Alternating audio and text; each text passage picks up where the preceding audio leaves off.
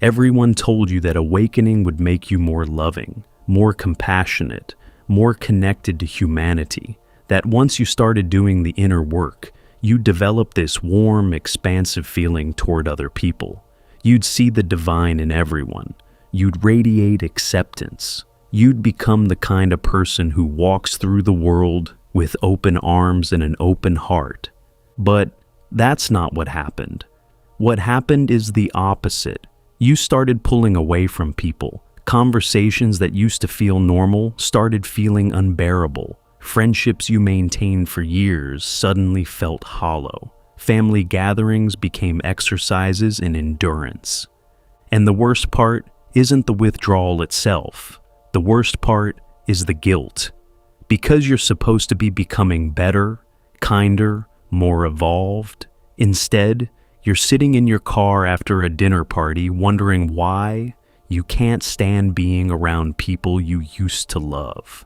Carl Jung observed this pattern so consistently in patients undergoing genuine psychological transformation that he considered it one of the most reliable markers of real awakening, not the blissful kind sold in spiritual marketplaces, the disruptive kind. The kind that dismantles your social architecture and leaves you standing in the rubble wondering if something is wrong with you. Jung found that this growing aversion to people wasn't a regression. It wasn't bitterness. It wasn't depression wearing a philosophical mask. It was the inevitable consequence of seeing clearly for the first time after a lifetime of unconscious participation in performances you didn't know were performances. Today I'm going to show you exactly why awakening makes you dislike people according to Jung's framework, what's actually happening psychologically when you start pulling away, why this phase is necessary and not a sign that you've gone wrong, and what emerges on the other side of this painful recalibration that most people never talk about. Because if you're experiencing this right now, if you feel like you're becoming someone you don't recognize and losing your tolerance for people you used to enjoy, Jung would tell you that you're not breaking. You're finally seeing. And what you're seeing is making it impossible to pretend anymore. To understand why awakening creates this reaction, you need to understand what Jung meant by the persona. The persona is the mask. It's the socially acceptable version of yourself that you constructed, mostly in childhood, to navigate a world that rewarded certain behaviors and punished others. You learned which parts of yourself were welcome and which needed to be hidden. You learned to perform agreeableness when you felt rage, to perform confidence when you felt terror, to perform interest when you felt nothing. And over time, that performance became so automatic that you forgot it was a performance. You believed the mask was your face. But here's what Jung found. When someone begins to awaken, the first thing that dissolves isn't their own persona. It's their ability to not see everyone else's. It's as if you've been watching a play your entire life, fully absorbed in the story, believing the characters are real. Then one day you notice the stage. You see the lighting rigs, you hear the scripts being recited, and suddenly you can't unsee it. The play continues, but you're no longer absorbed. You're watching actors perform, and the magic is gone. This is what happens with people after awakening. You start perceiving the performances. The colleague who performs enthusiasm but radiates anxiety underneath. The friend who performs closeness but never actually reveals anything real. The family member who performs love but uses it as a control mechanism. You're not imagining these contradictions. You're perceiving them for the first time because the filter that kept you blind to them has dissolved. And once that filter is gone, every social interaction becomes an exercise in watching the gap between what people present and what they actually are. Jung documented that this perceptual shift created immediate and intense discomfort in social settings. Patients would describe feeling like They were watching two conversations simultaneously: the spoken one, where everything seemed normal, and the unspoken one, where the actual dynamics were playing out. They could see the manipulation inside the compliment, the competition inside the friendship, the resentment inside the smile, and they couldn't turn it off. They couldn't go back to only seeing the surface. Their consciousness had expanded beyond the point where comfortable ignorance was possible. This is the first reason you start disliking people after awakening. You're not disliking them as human beings. You're disliking the performances. And those performances are everywhere, in every relationship, every workplace, every family system. You're suddenly aware that most social interaction operates on a foundation of mutual pretending. Everyone agrees to only see the surface. Everyone agrees to not name what's actually happening, and you can no longer participate in that agreement because you can see what's underneath. And pretending you can't feels like a form of self-betrayal. But Jung found it goes deeper than seeing through others. The second layer of this experience is far more uncomfortable. When you start seeing other people's masks, you simultaneously become aware of your own. You recognize that you've been performing just as much as everyone else, that your agreeableness was often people-pleasing, that your helpfulness was often a way to feel needed, that your tolerance was often an inability to set boundaries disguised as virtue. And this recognition creates a kind of revulsion, not just toward others, but toward the entire social system you've been participating in. You start disliking people partly because being around them reminds you of who you used to be. Every performance you witness in someone else echoes a performance you used to give.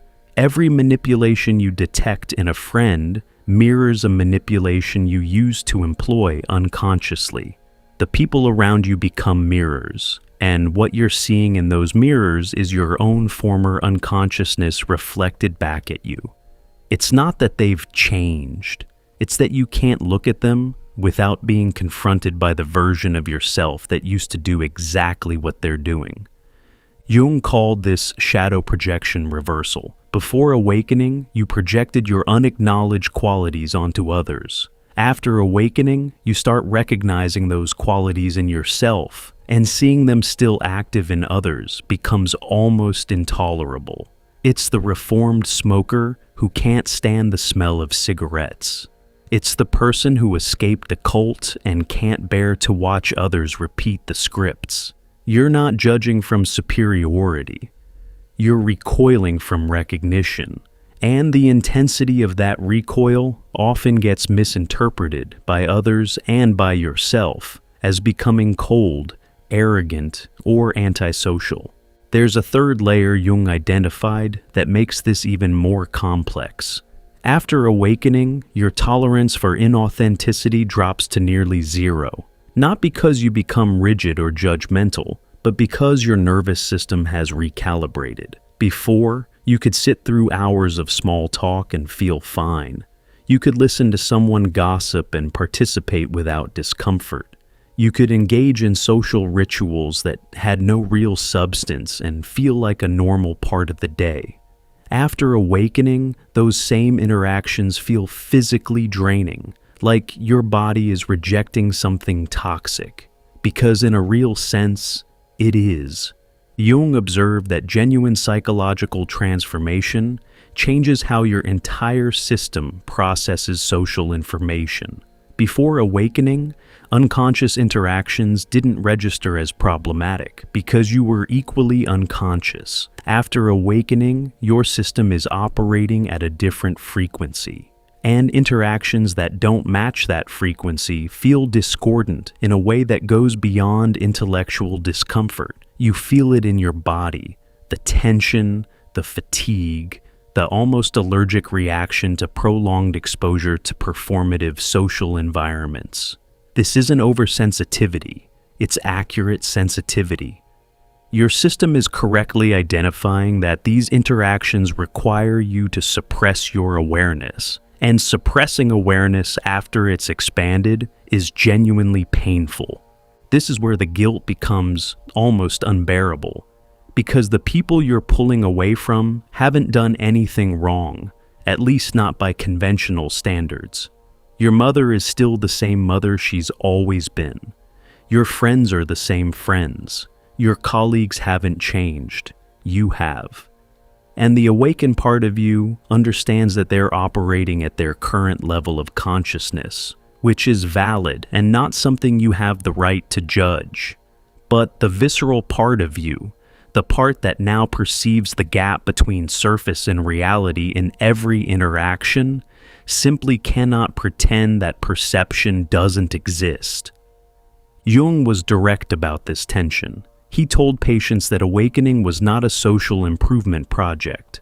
It was a solitary transformation that inevitably disrupted the social contracts they had built while unconscious.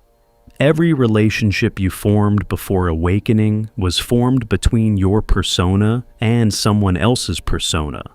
Two masks agreed to interact and called it connection. When your mask starts dissolving, the agreement breaks.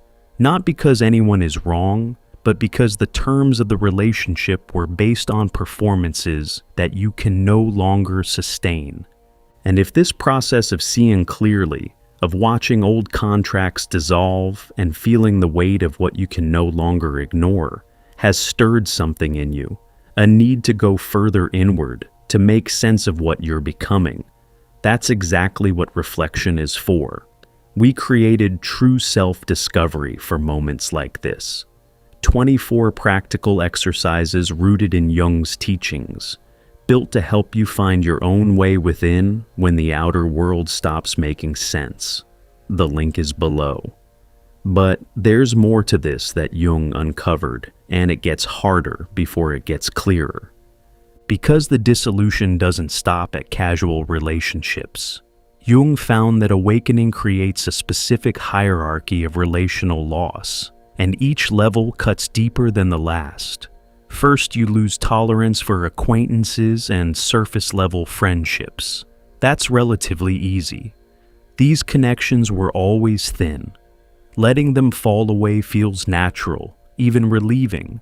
But then the process moves inward to closer relationships. Friends you've had for decades.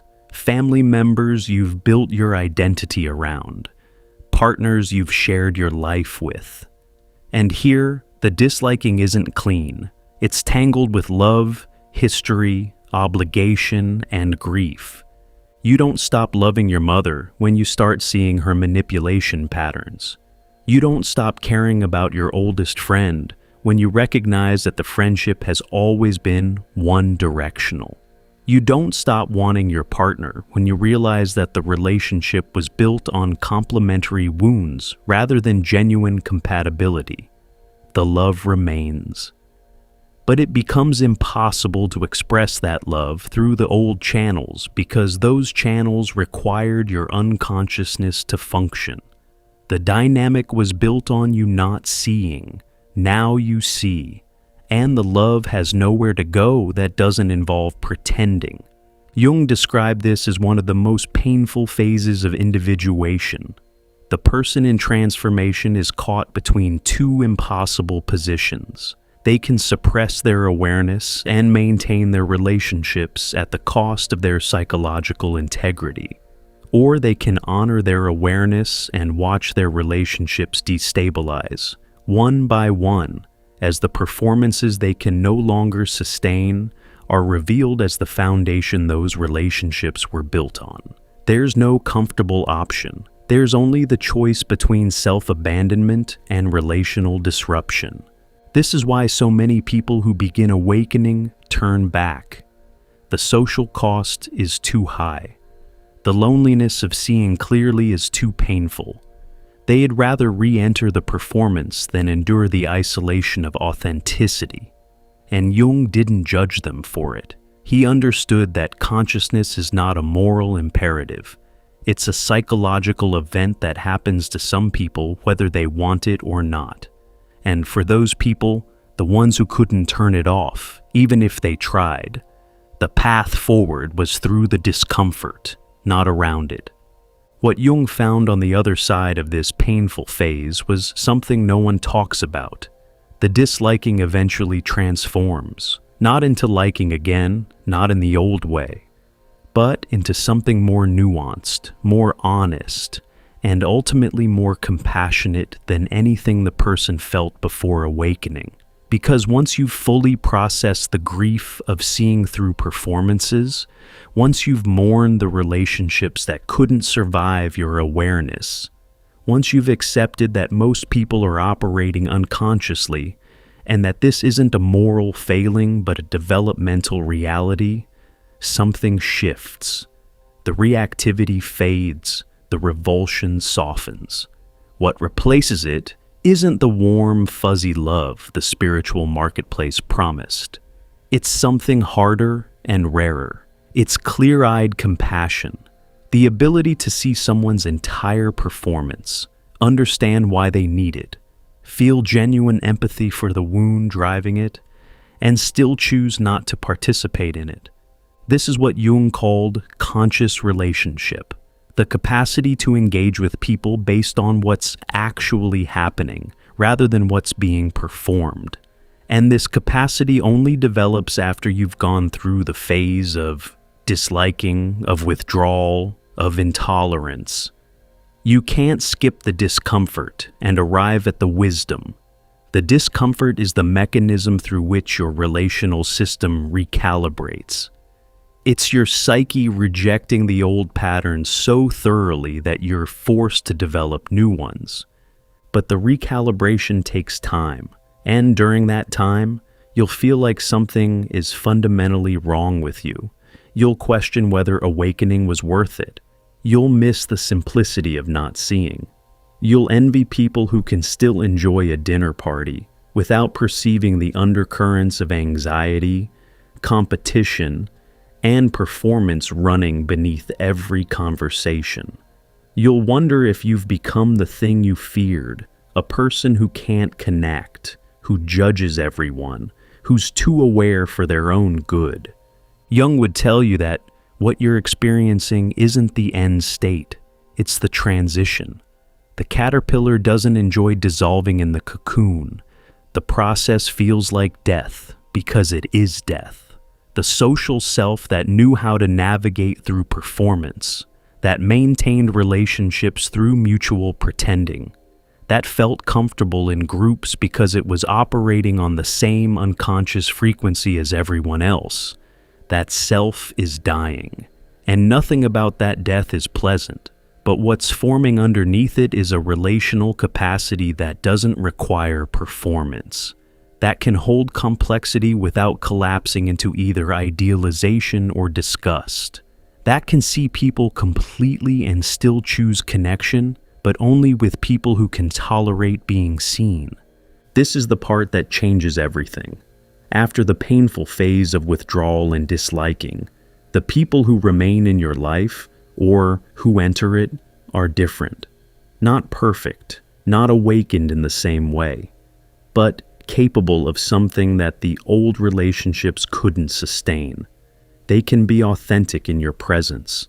They don't need the performance with you, or at least they're willing to let it crack. They can handle your honesty without interpreting it as attack. They can sit with discomfort without needing to paper over it with pleasantries. These relationships are fewer, sometimes drastically fewer, but the depth in them makes the old quantity feel like a consolation prize you didn't know you'd been accepting. Jung observed that this relational pruning was one of the most consistent outcomes of genuine individuation.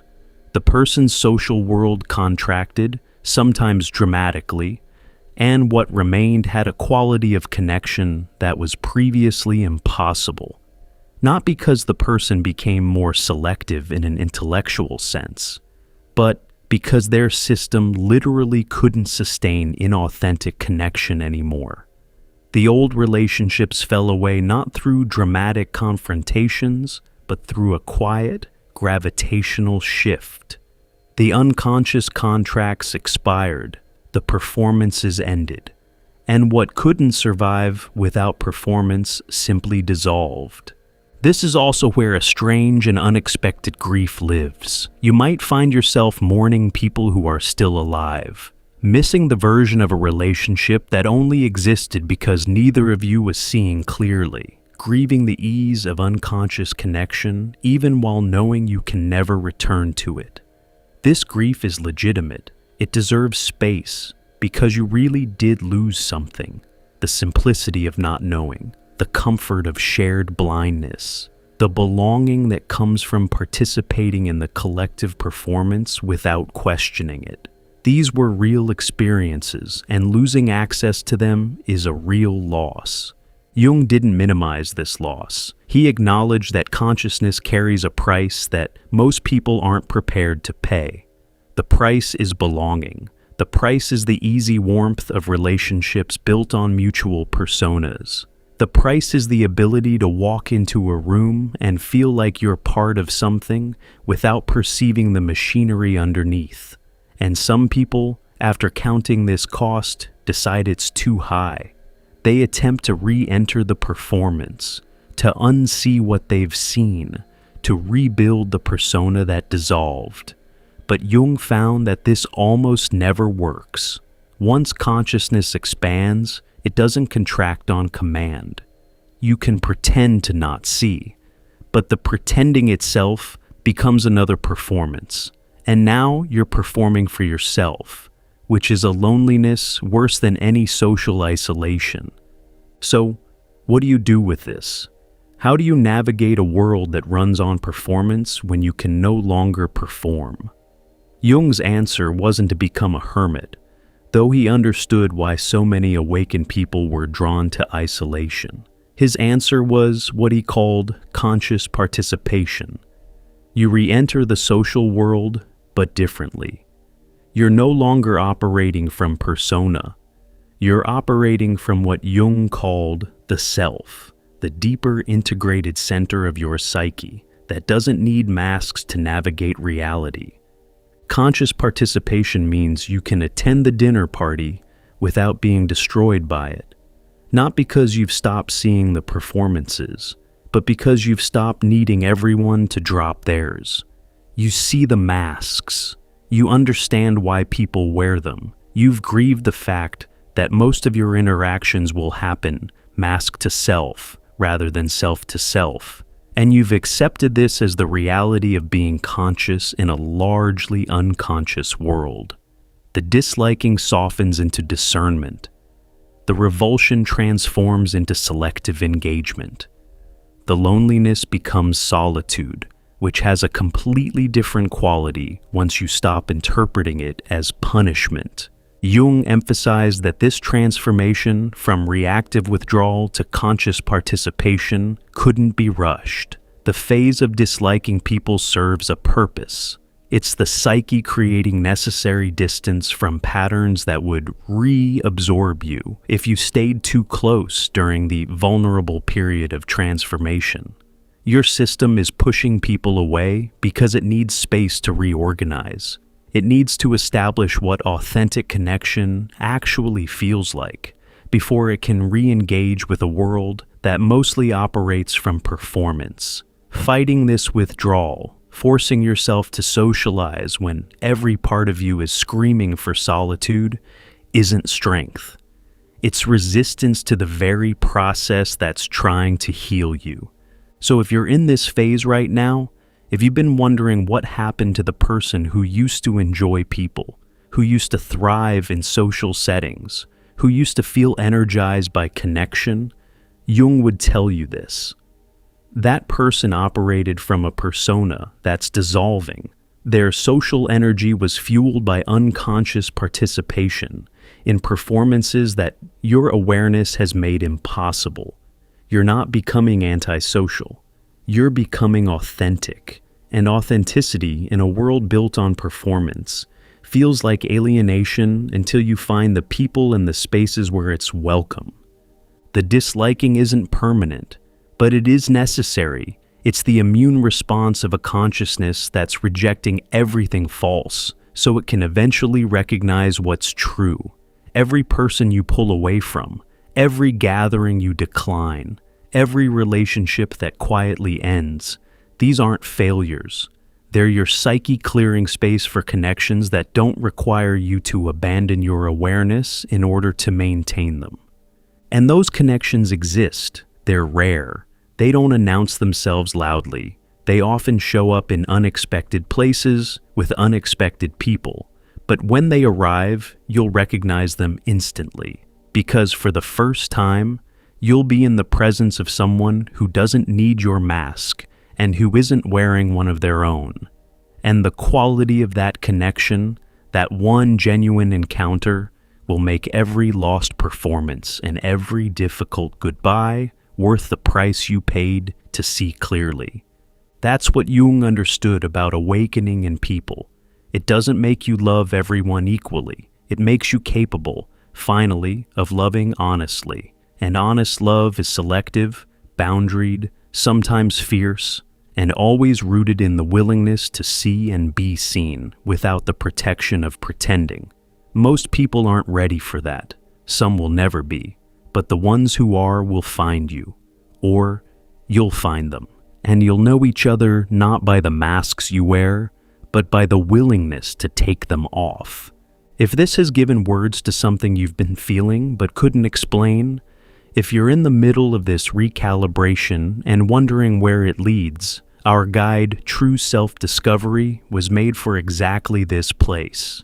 24 reflection exercises drawn from Jung's teachings, designed to help you find your way within when everything outside feels like a language you no longer speak. The link is right below.